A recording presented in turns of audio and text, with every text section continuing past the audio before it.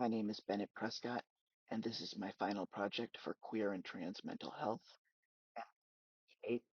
MFTH5470. My presentation examines Executive Order 14187, issued by President Donald Trump on January 28, 2025, and its implications for transgender youth in the United States. I'll be analyzing the legislation itself, exploring the mental health and wellness impact on this cultural group, and then proposing 3 concrete advocacy strategies grounded in the advocacy competencies that all mental health providers share. Executive Order 14187, titled Protecting Children from Chemical and Surgical Mutilation, is a federal executive order signed on January 28, 2025. At its core, the order directs the federal government to withhold funding from any healthcare entity, including hospitals, clinics, providers, that offers gender-affirming care to individuals under the age of 19. The care it targets includes puberty blockers, hormone therapy, and surgical procedures. What makes this order particularly far-reaching is the mechanism it uses. Rather than outright banning these treatments, it threatens hospitals with the loss of Medicare and Medicaid funding if they continue providing them. For major academic medical centers and children's hospitals, which depend heavily on federal reimbursement, this is a critical threat. Research from the American Psychological Association makes clear that anti-transgender legislation harms mental health not only through its direct effects, but through its existence. The mere knowledge that legislators are debating whether you have the right to exist, to access care, to be seen, that has measurable psychological consequences.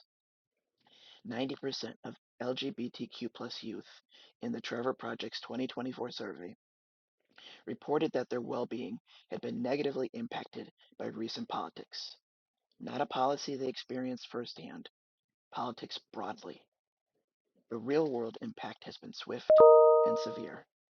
Even in Fairfield's backyard, 2 of the most significant gender-affirming care providers in Connecticut for young people, Connecticut Children's Medical Center and Yale New Haven Hospital, halted their services just prior to when enforcement of Executive Order 14187 was to begin last July. They shut these programs not because they were legally required to, but because the threat of losing federal funding was not a risk they were willing to take. The Trevor Project's 2024 data also shows that 45% of transgender and non-binary youth reported that they or their family had considered relocating to a different state due to anti-LGBTQ plus laws and politics. We're talking about adolescents whose families are being forced to contemplate uprooting their lives because accessing medically necessary healthcare has become a matter of geography. As mental health providers, we cannot treat these as abstract political developments. They land in our offices, in our clients presenting concerns, in their safety plans.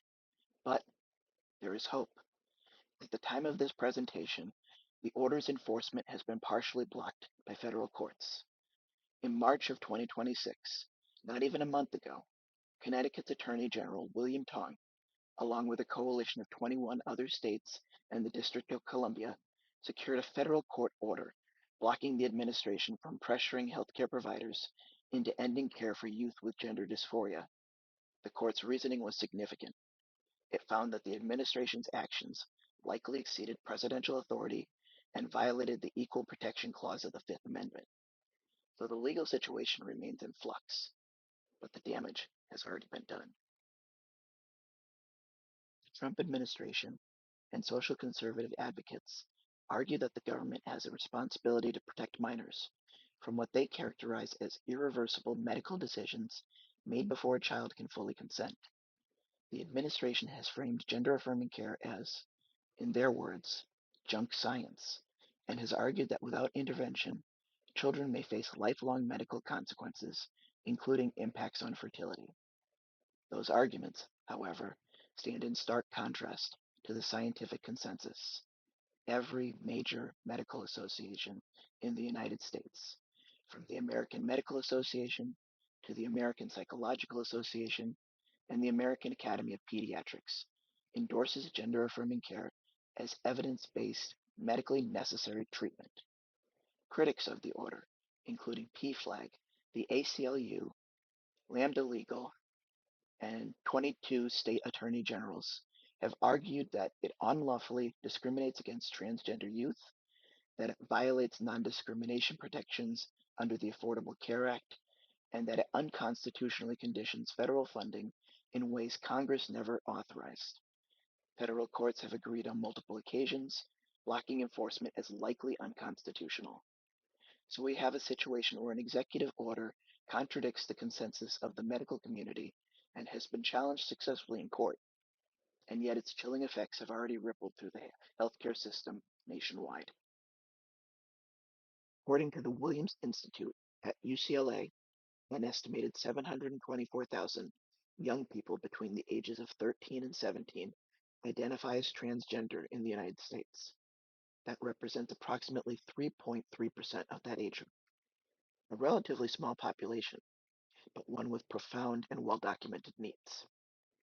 As we've discussed in this class, transgender youth are not a one-size-fits-all group. They span every race, ethnicity, socioeconomic background, and geography.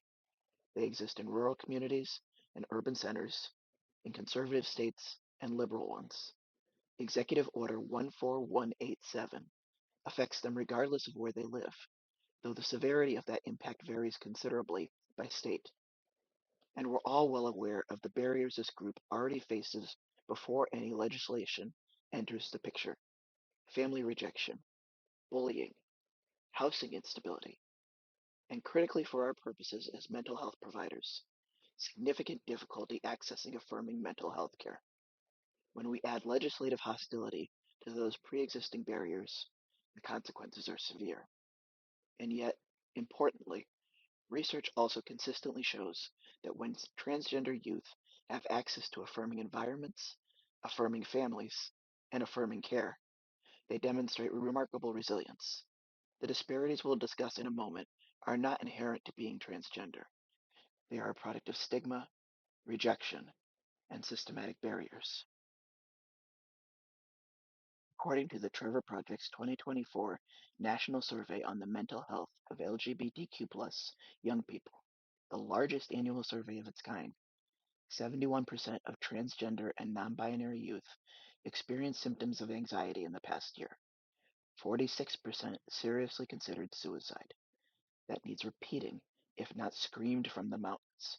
Nearly half of transgender and non-binary youth surveyed had seriously contemplated ending their lives in the preceding 12 months. But it's not all dark clouds. 2022 cohort study published in JAMA Networks Open found that among youth who received gender-affirming medical care, specifically puberty blockers or gender-affirming hormones, there were 60% lower odds of depression and 73% lower odds of suicidality compared to peers who did not receive that care. But we're left in a situation where the intervention that Executive Order 14187 seeks to eliminate is the same intervention that research shows reduces suicidality by nearly 3/4. This order isn't just adversely affecting transgender youth. It also affects children experiencing precocious puberty. Precocious puberty occurs when the body enters puberty too early, sometimes as early as 6 years old. Left untreated, the amount of medical issues the child can experience are immense. Puberty blockers prevent that from happening until the body is in a better position to handle those hormonal changes. Without puberty blockers, these children run a significant risk of having fertility issues. Those same fertility concerns the Trump administration cites as a reason to prevent transgender youth from accessing puberty blockers. Ironic, don't you think? What do we do as mental health providers? We advocate for our clients at three distinct levels: individual, community, and public arena. The individual level is the most directed aspect of advocacy. This is the work that happens in the room, in the relationship. It behooves us to stay on top of the gender affirming care our clients are receiving and build the disruption of that care into the clinical picture. If a client was receiving puberty blockers and their provider halted services, this is a clinical event that warrants a response, including a revisited safety plan. We also need to educate families on why the information that the government and some TV news providers offer is misinformation, or, as the president would call it, fake news. Too many people don't understand how reversible puberty blockers are. The community level is about building a coalition that can hold even when other providers pull back. Research by Stryker et al. 2021 in a quantitative survey of 250 mental health professionals with experience serving transgender and gender nonconforming individuals found that only 20% had been exposed to relevant content in graduate coursework and only 25.2% during clinical training. By organizing professional development for our co-clinicians, the administrators at our clinics, even the instructors we receive education from, we're giving them an opportunity to make a difference. Many of these people want to be supportive, but lack the knowledge to act effectively. A mental health provider who can provide that training is creating systemic change. The third level of advocacy asks mental health providers to step into the public arena, to engage with policy, legislation, and public discourse as professional advocates.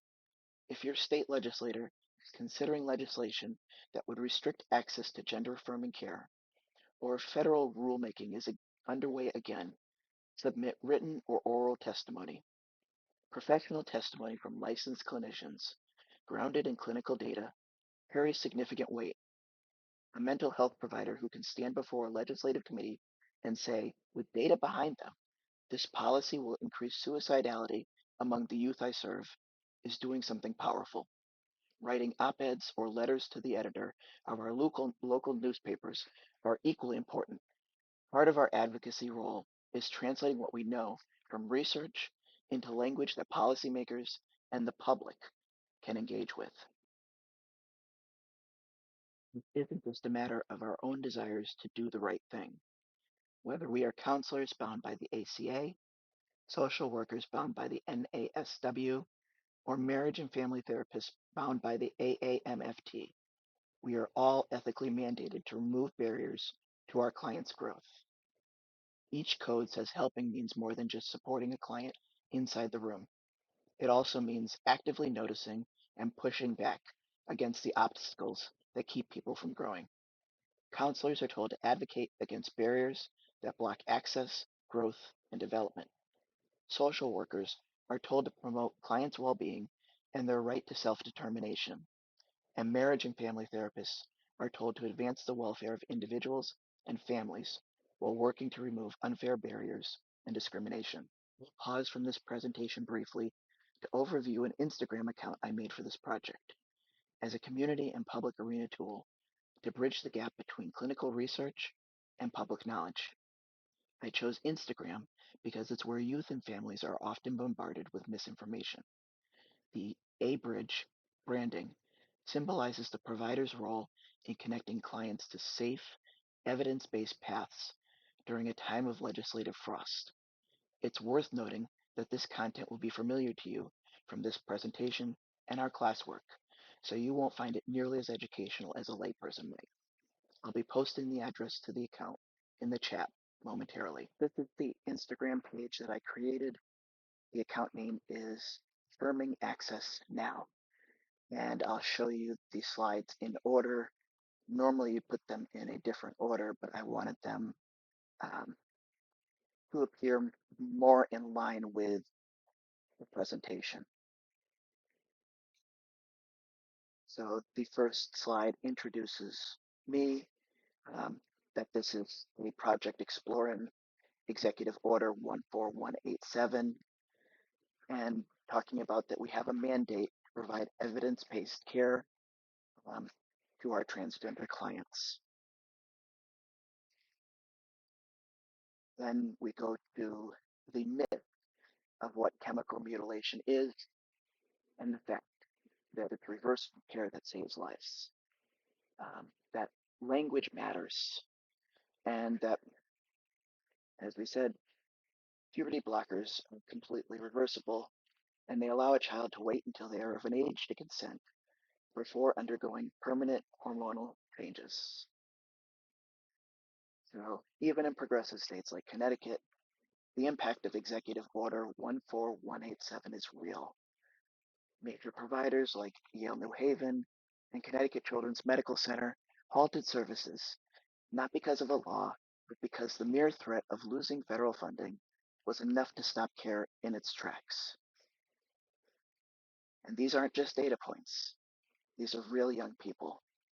71% of trans and non binary youth experienced anxiety last year, and 46%, nearly half, seriously considered suicide because of their gender identity or sexual orientation, but because of the mistreatment they face in society. This is why access to affirming care isn't a political debate, it's a public health crisis. But research also shows that when trans youth have access to affirming environments and care, they demonstrate remarkable resilience. Affirming the young client's chosen name and pronouns isn't optional. It's an intervention that reduces depression and suicidal ideation.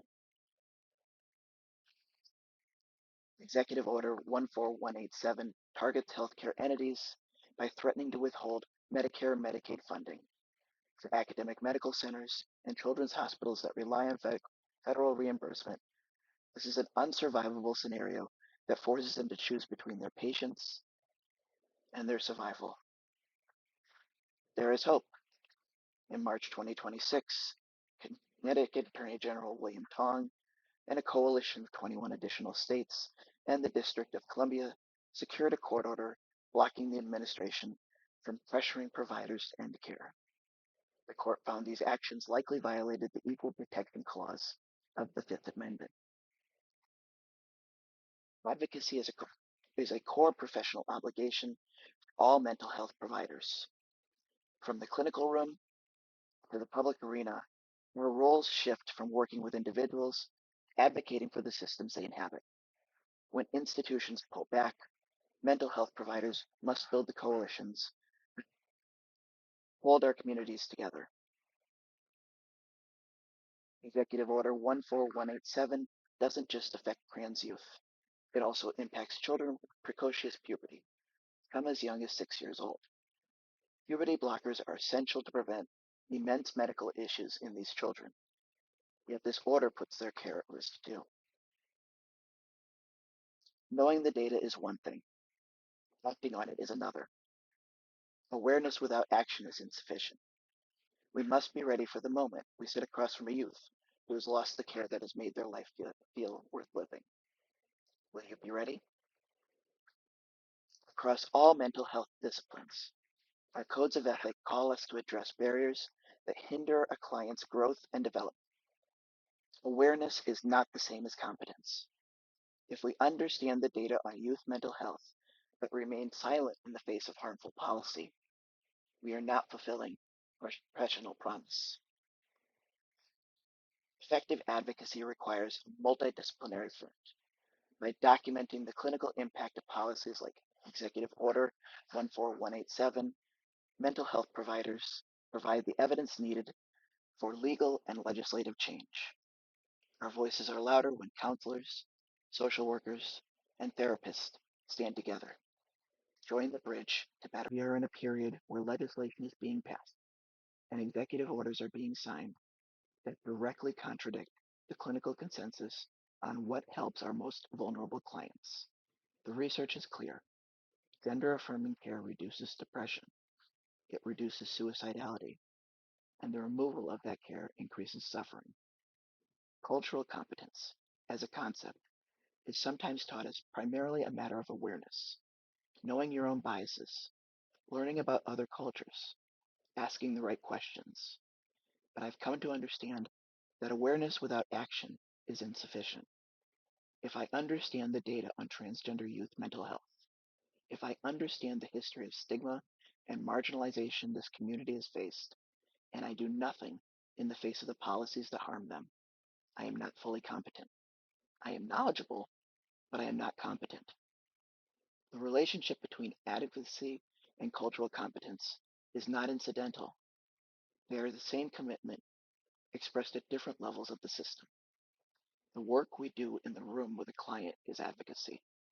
The work we do in a staff meeting, in a legislative hearing, or in a public comment, that is also advocacy. And all of it is an expression of cultural competence in practice.